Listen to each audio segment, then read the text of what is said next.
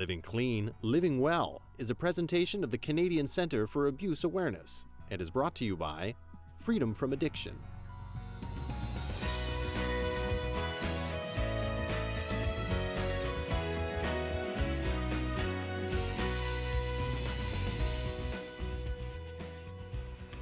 Welcome to Living Clean, Living Well, everyone. It's Sunday night, you're watching CTS, and we are so happy to have you with us.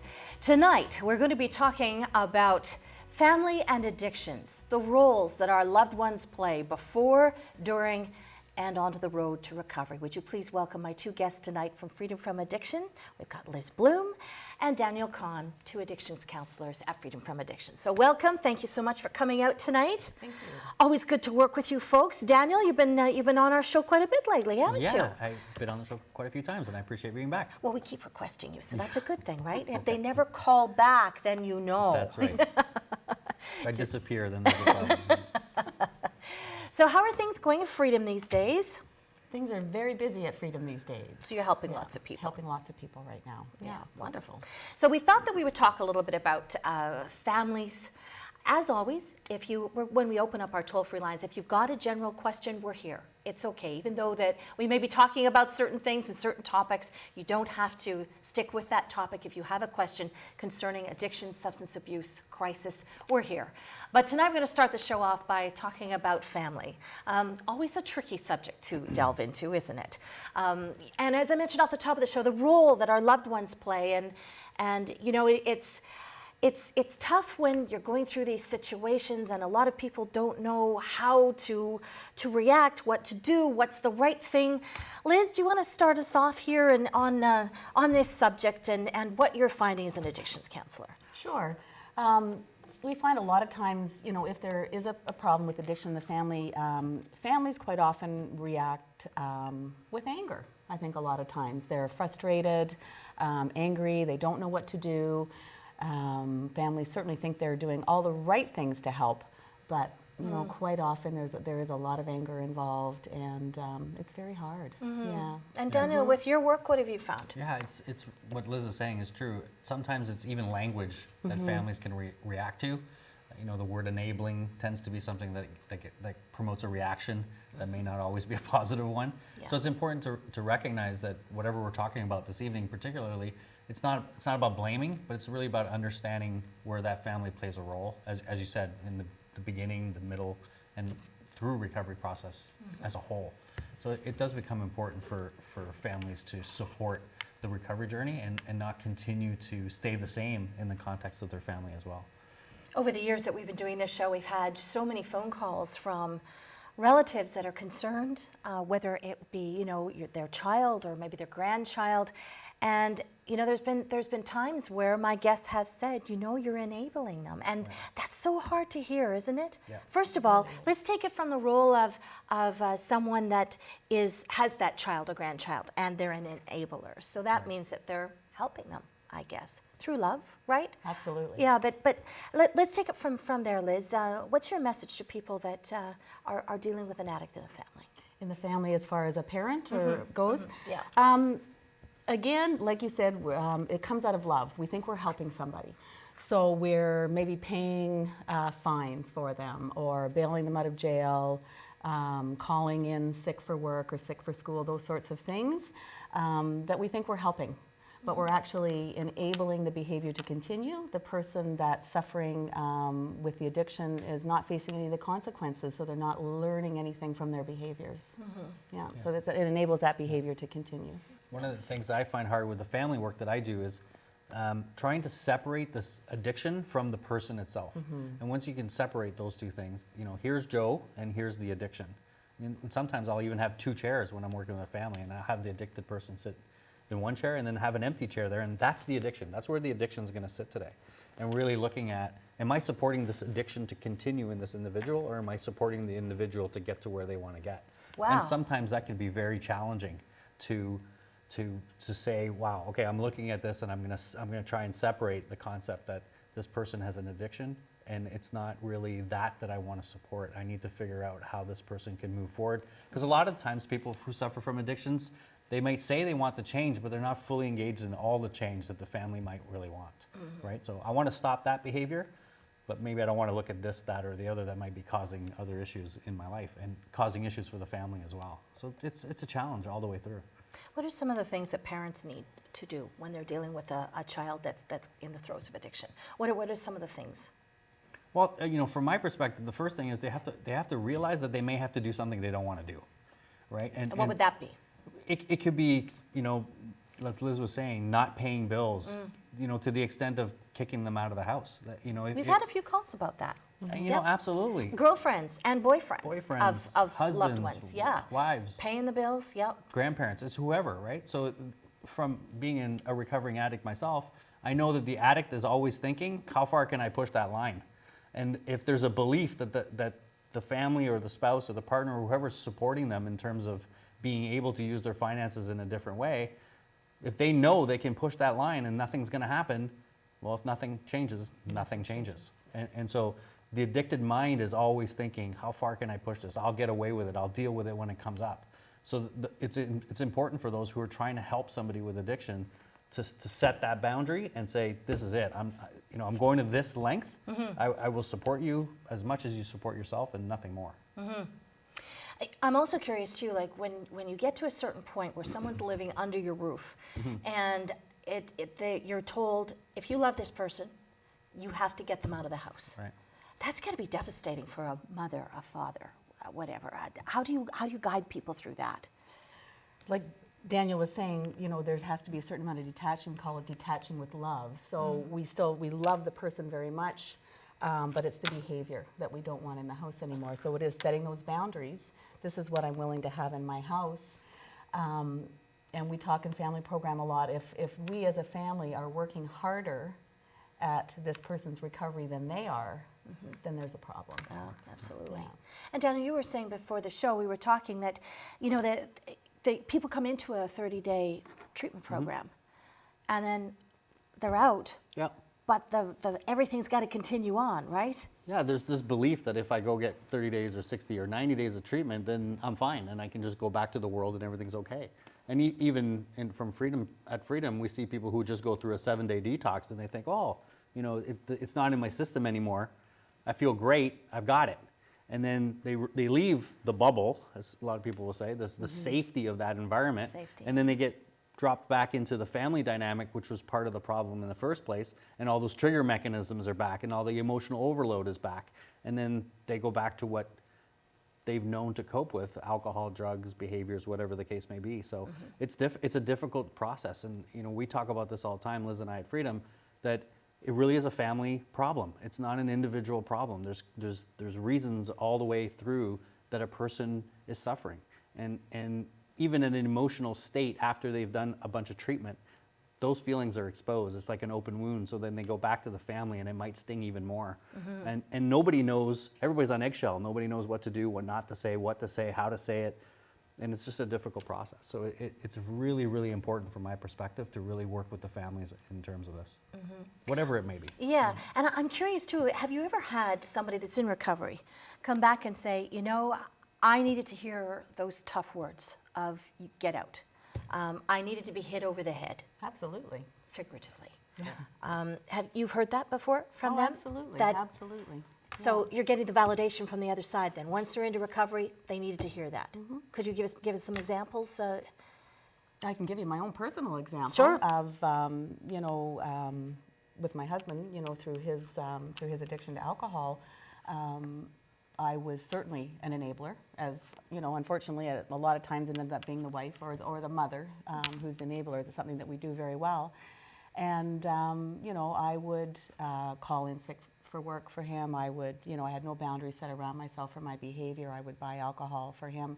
So when he came back from treatment, I did have to set some very strong boundaries around myself and behaviors that I wasn't going to have anymore, because really the only person I can change in the relationship is myself.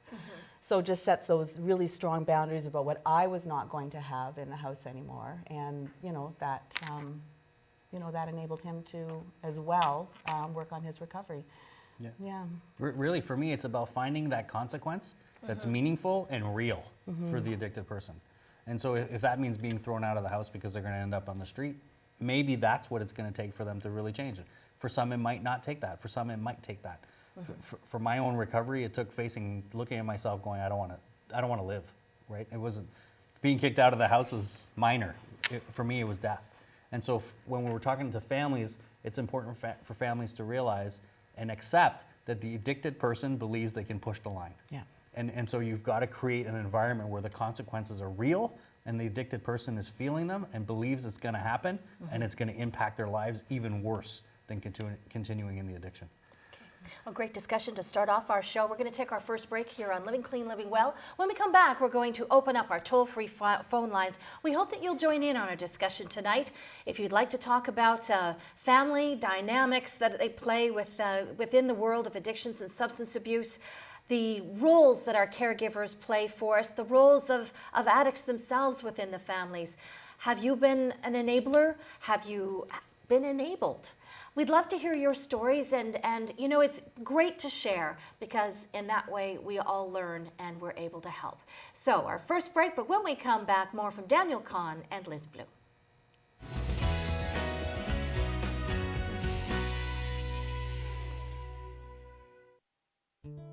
It's scary to think that you're going to live the rest of your life without drugs and alcohol when it's all you've depended on. But there is hope. I knew I couldn't do it alone, and treatment allowed me the chance to ask for the help that I needed in order to believe that I could live a sober life. I got the help and support that I needed, and even now that I've left, I still have that support there.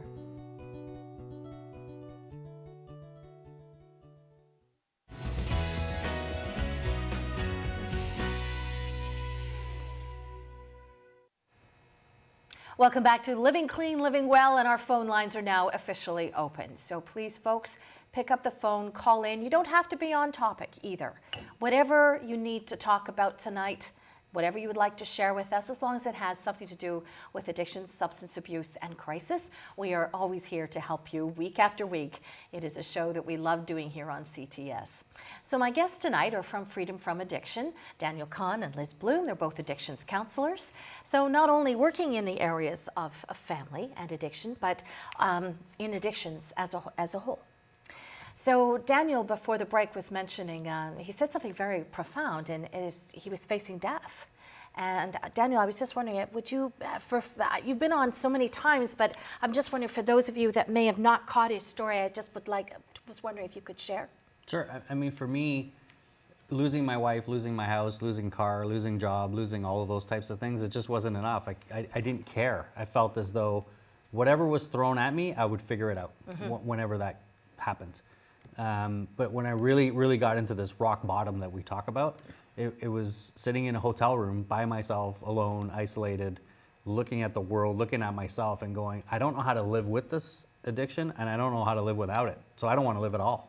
And that's really what it took for me. Something came over me in that moment and said, no, it's not my time to die right now.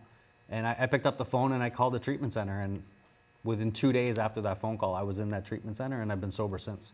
How did you find the treatment center if you were that low? Yeah, Did you have something in your pocket or like a number? Or? I kind of knew. I'd been trying to do recovery kind of on my own for over a year and a half.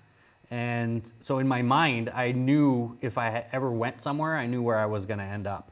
And just in that moment, I actually made 2 phone calls to 2 different places. And the first place was kind of like, put me on hold, we'll get back to you, or that kind of a thing. And I was like, it's not going to work for me right now. And so I called the other phone number, and the other treatment center immediately was talking to me, calming me down, saying they were willing to help. How fast can you get here? We'll come get, like all of that kind of stuff. Wow. And so that felt reassuring that somebody was there. Somebody was listening, and that's what I needed in that moment. Yeah. And so, death didn't become an option. There was another option that maybe with help with somebody else through some treatment, I could get through what I was feeling in that moment. But for me, it took an extra, unfortunately, it took an extra year and a half of trying to do it on my own, trying to do it differently. And I had some successes during that time. But that rock bottom, that final rock bottom is when I gave up. And when I went into treatment, I say this to other people, is I went in saying, I don't know how to live. Not, I can't stop doing this, that, or the other. It was really, I don't know how to live. Someone teach me how to live. Whatever you tell me to do, I will do. I had given up. And I say that to a lot of clients today. I try to get them to get to that state where they can give up and just let go of everything and just allow somebody to help them. And that's hard for a person suffering from addiction, just to kind of allow somebody else to say, here's how you might want to look at life a little bit differently. Because that's what we don't want to do. Yeah. We don't want to do that when we're in addiction. We just don't want to give up. Yeah. It's a control thing. It's a power thing. It's fear. It's fear of admitting we don't know how to live. I hear it all the time. You do. Yeah. And I'm curious too, in your practice, Liz, when you deal with people, and I'm just curious, so how is it, we get people that call in and you know that they're close. We know that they're close to, they want help, they need help. What would you say to them if they're at that point tonight where they need to call in, they've had enough? What would you say? How can we help them to that turning point, do you think? I would just say, you've done the first step. You've called in. Okay, you've admitted that you have a problem. That's the biggest step. That's the biggest thing to do. Is admitting I have a problem. I need help. Make a call. Call a treatment center. Our number will be up on the screen. Anywhere. Just call your doctor, call a crisis line, but get yourself into treatment. Get yourself some help. Find an AA meeting, an NA meeting, a CA meeting, somewhere where you can go, where you will be supported. Yeah. Daniel, when you were saying that you didn't know how to live, was that you didn't know how to live without the substances that helped you cope? Or just generally? I mean, I was mistreating people, I was manipulative, I was controlling, I was a liar, I was all of those things. I just didn't know how to live as a human being respectful of others. And so, it's very selfish in terms of, addiction is a selfish thing. It's what I want, when I want it, how I want it. And so, for me, I did not know how to live. I didn't know how to be in relationship with others. I didn't know how to cope with stressors. I didn't know how to just allow my feelings to be there. I didn't know how to express my feelings. It's all of those things. And one of the things I like to have a client do is when they're really they're grounded and they're really present in my office, I really like them to say, it's not my fault, right? It's not my fault. I didn't choose to do this. I didn't do it. I don't want to do this. I just don't know the roadmap out. And sometimes that can be something really powerful for a person to admit to themselves that it's not their fault. Yeah, because you hear them blame themselves, Yeah, right? absolutely. Right. And as we know, there's a lot of stigma around addiction still. There's a lot of blaming and pointing the fingers, and it's a difficult thing to admit that they need help. Yeah.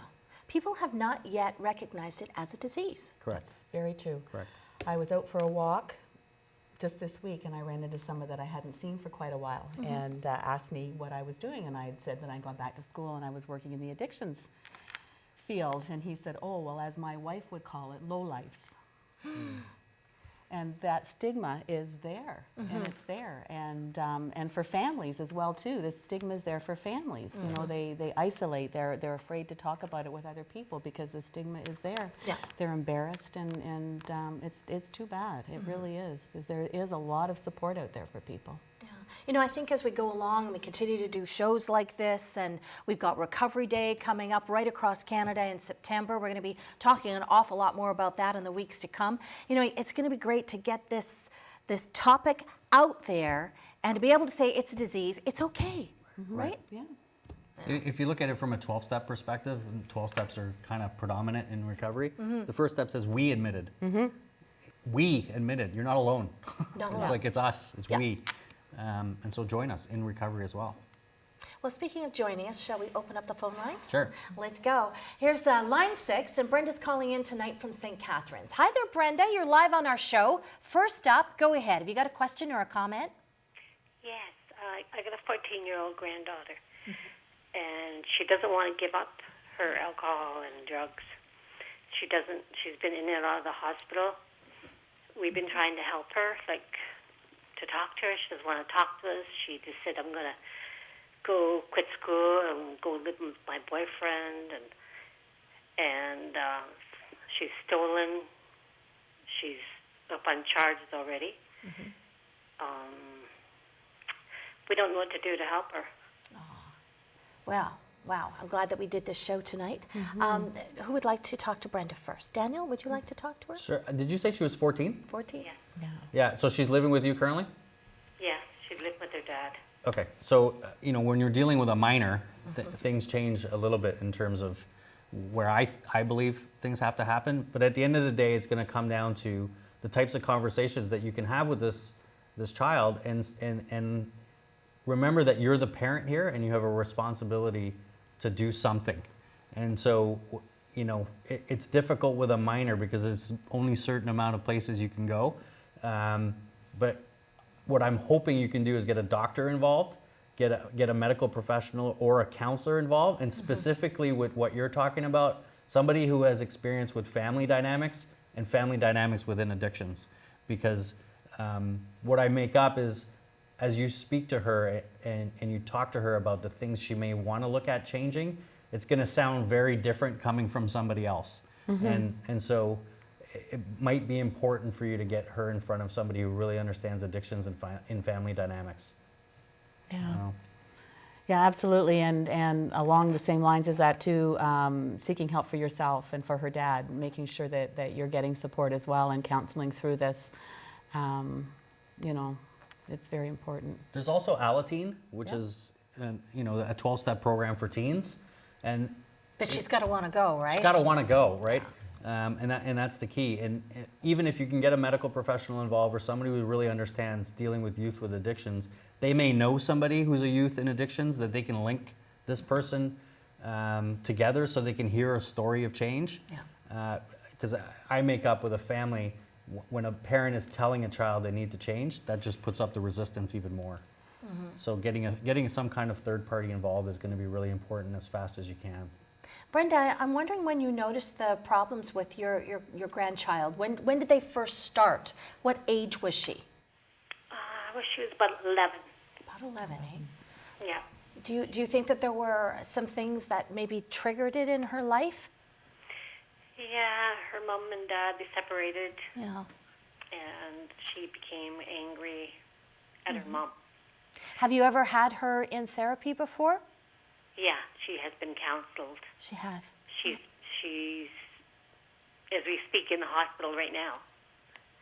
And they've given her like bipolar medication.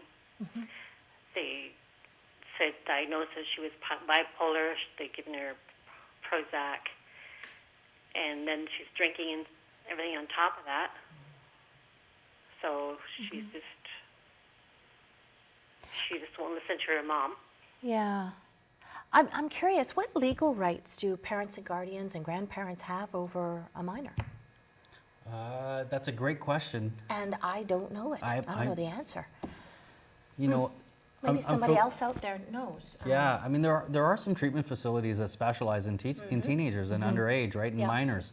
And so it might be an opportunity for you to reach out to some of these locations and figure out what might be done, because they may have specific answers to that kind of stuff, whether it's Ontario-based, Canada-based, or in the States. Now, Freedom from Addiction, you don't treat minors, right? Correct. Yeah, that's correct. I'd like to suggest, Brenda, a former sponsor of our show is Renicent.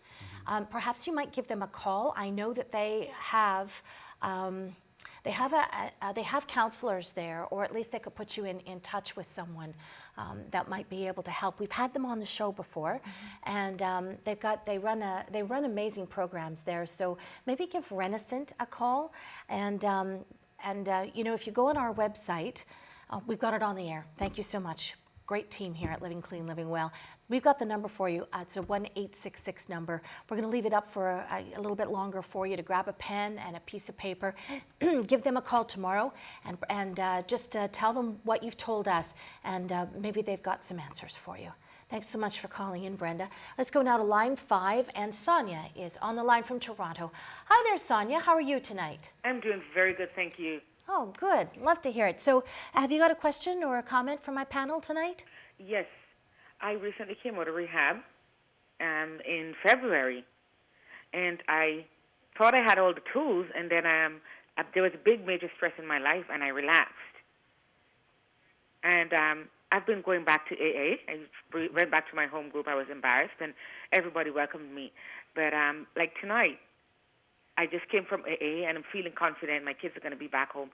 And I'm feeling so confused because there's this urge, there's something in my brain that I can't really understand sometimes, that I really, really want to have drink, and I'm talking myself through, all the things I learned in rehab, and still it's there, and I'm kind of frustrated, as to why this happened.